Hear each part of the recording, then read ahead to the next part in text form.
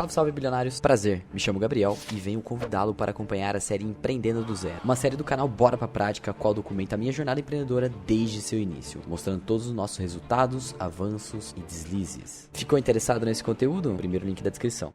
Ô Paulo, pô, você já teve assim, ó, de CIS, quantos? 24. Com aquela galera. Milhares de pessoas. Milhares, cara.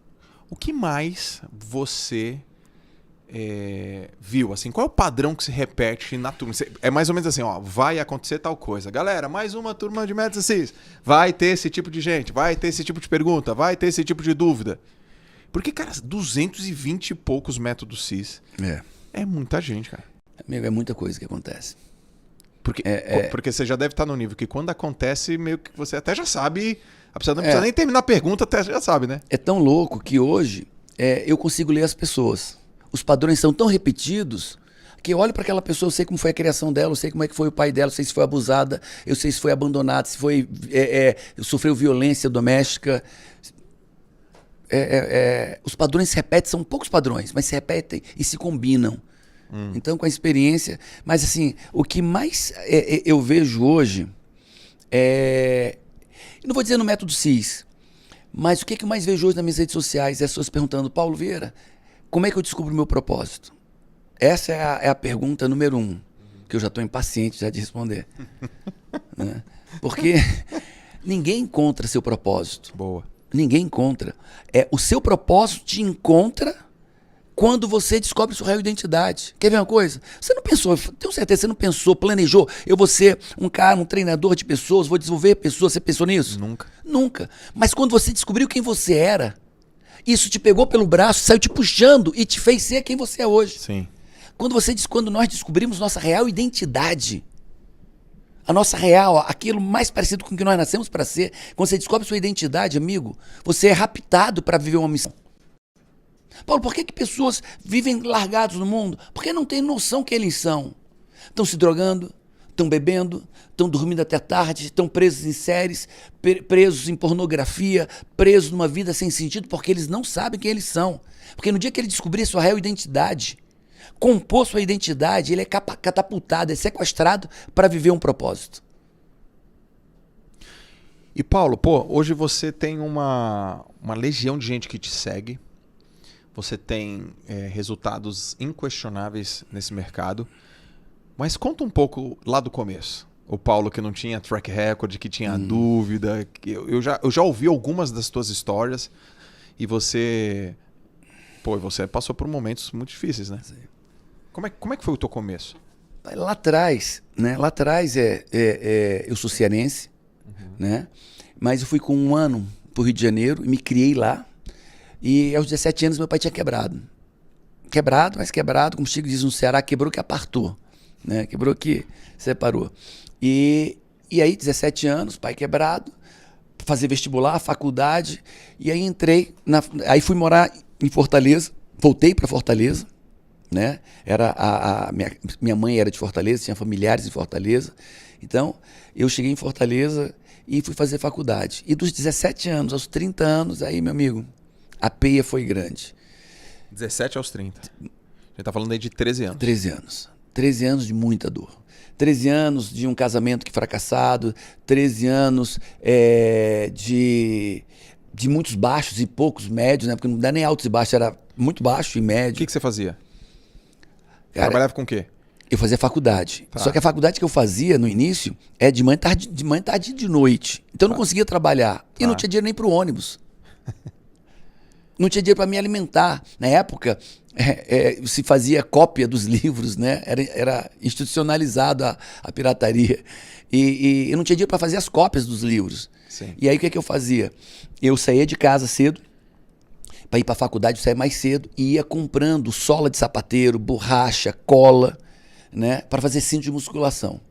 Aí eu comprava no centro, e aí pegava 3 ônibus, 4. Aí depois pegava, deixava nos sapateiros, para eles cortarem a sola, para cortarem as borrachas, as fivelas, os raibites e montarem os cintos. Aí deixava em outro canto para fazer uma serigrafia, e quando eu voltava da faculdade, eu saía recolhendo tudo isso. Sim. Então minha vida foi, eu fiz a faculdade dentro de ônibus. indo, deixando material, aí depois voltava pegando material, chegava em casa, estudava no ônibus, porque não tinha outro momento para estudar, e aí dentro do ônibus, estudava ali dentro do ônibus, e quando chegava em casa, voltava na bicicleta e ia vender nas academias. E aí passava a noite vendendo nas academias, voltava 11 horas, a última academia fechava, eu estava lá vendendo cinto de musculação. E aí eu comecei a ter o cinto, aqueles do aquele cinto para dar suporte à lombar, né? E aí eu comecei a me sustentar. Eu já tinha dinheiro para comprar os livros, eu tinha dinheiro para o ônibus, eu tinha dinheiro para lanchar. Supostamente meus pais me mantinham, mas nem todo mês tinha, e na verdade era muito confuso isso. Meus pais estavam passando por problemas muito difíceis também, né? E aí começou, e daqui a pouco isso na casa da minha avó. Aí eu comprei aquelas máquinas bem velhinhas de costura, sabe? Sim. Aquela que o pezinho assim? Aí botava um motorzinho atrás e eu comecei a fazer colchonete de musculação para vender nas academias. E aí daqui a pouco agora eu botava os cintos, né? E botava 2, 3 colchonetes.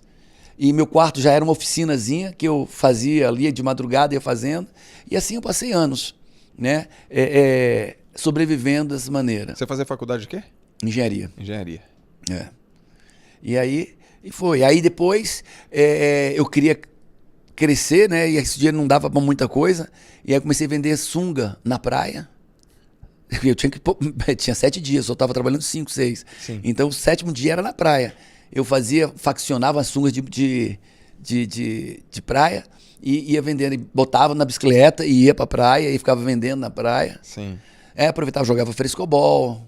Não tinha orgulho, amigo. Aí parava um pouco, jogava frescobol com os amigos e vendia mais ali. Aí um amigo vendia para o outro amigo. E assim foi. E aí casei. O meu primeiro casamento foi um caos. Um caos.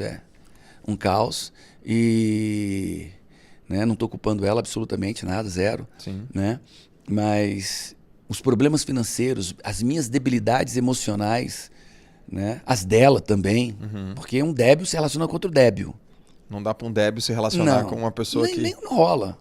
Nem atrai, não tem nem percepção energética, né? Não tem. Quando você vê uma pessoa, ele tá maltratando ela. Os dois são doentes. Um é doente por bater, outro é doente por apanhar. Você fala uma frase que é assim, né? O outro... Como é que você fala? O outro só tolera o que você permite? Como é que é? Cada um só vive aquilo que tolera. Cada um só vive aquilo que tolera. Aquilo que eu tolero que é ruim são meus vícios emocionais. São minhas debilidades emocionais. Né? E aí foi até que ela me deixou, né? E aí muita dor, muito sofrimento.